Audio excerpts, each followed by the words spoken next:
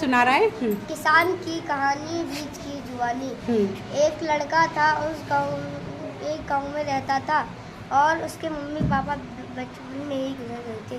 वह अपनी चाची के पास रहता था क्योंकि उसके मम्मी पापा बचपन में ही गुजर गए थे, तो वह अपने चाची चाचा के पास रहता था और वह उनके साथ खेत जोतने में मदद करता था।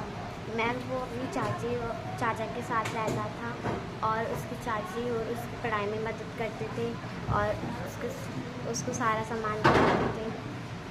वह 7वीं कक्षा में पढ़ता था। वह पढ़ाई में बहुत तेज था। वह हमेशा प्रथम आता था।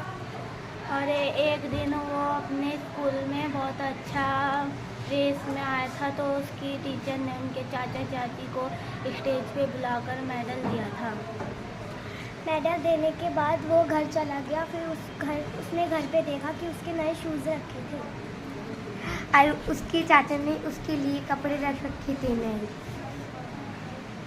और उसके चाचा ने उसके लिए कपड़े रख रखे थे। वो बहुत खुश हुआ अपने चाचा को देख। उसके चाचा किसान थे और उसकी मम्मी घरों में काम करती थी।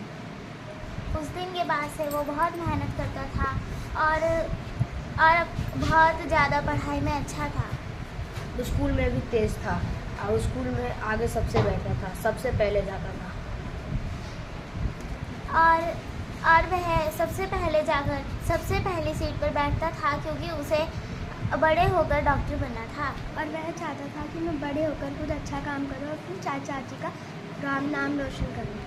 और वो हर बार स्कूल में पास होता था और वो उसके चाचा बहुत खुश होते थे उससे। और बच्चे उससे बहुत चिढ़ते थे क्योंकि वो पढ़ाई में बहुत अच्छा था और फर्स्ट आता था।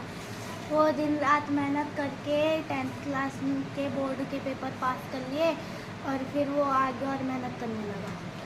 वो आगे चल के एक बड़ा डॉक्टर बना और वह अपने चाचा चाची अपने माँ बाप का नाम रोशन किया। और उसने माँ बाप का नाम रोशन करके